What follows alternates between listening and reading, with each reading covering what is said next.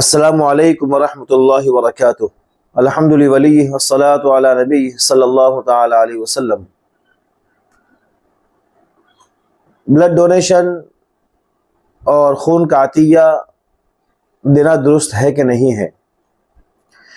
ایک تو یہ ہے کہ کسی کو ارجنٹ میں ضرورت پڑی تو آپ نے جا کر خون دے دیا، تو اس میں تو کوئی حرج ہے ہی نہیں۔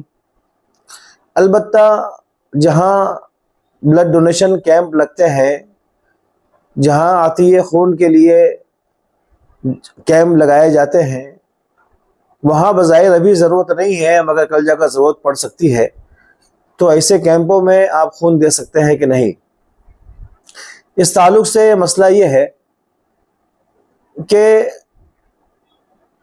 یہ پہلے سے خون اس لیے محفوظ کیا جاتا ہے کہ بوقت ضرورت کسی کو خون کی ضرورت پڑی، ارجنٹ ایکسیڈنٹ ہو گیا یا کوئی حادثہ ہو گیا، اب وہاں اگر اسی گروپ کا خون تلاش کرنے کے لیے جائیں گے تب تک شاید اس مریض کی موت ہو جائے، اس لیے پہلے سے خون جمع کیا جاتا ہے تاکہ جب ضرورت پڑے تو فوراً اس کو استعمال کر لیا جائے۔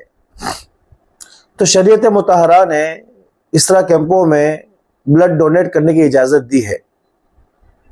البتہ چند باتوں کا خیال رکھیں۔ ایک تو یہ کہ جس کیمپ میں خون دیا جا رہا ہے وہ لوگ خون کو فروخت نہ کریں۔ فی الحال جو ایک معمولی چارجز لگائے جاتے ہیں وہ خون کی حفاظت کے لیے اور بلڈ بینک میں رکھنے کے لیے اس پر مصارف آتے ہیں، وہ وصول کیے جاتے ہیں، تو اس کی تو گنجائش ہے کہ ایسے کیمپ میں خون دے سکتے ہیں آپ۔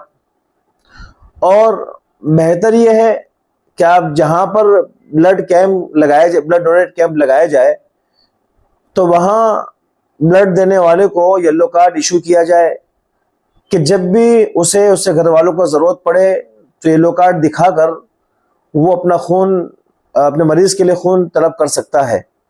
اور عام طور پر کیمپوں میں یہ ہوتا بھی ہے، چرچ گیٹ پر اور دوسرے بہت سے جگہوں پر کیمپ لگتے ہیں تو وہاں باقاعدہ یلو کارڈ دیا جاتا ہے کہ جب بھی آپ کو یا آپ کے مریض کو ضرورت پڑے گی تو آپ ہمارے بلڈ بینک سے خون لے سکتے ہیں۔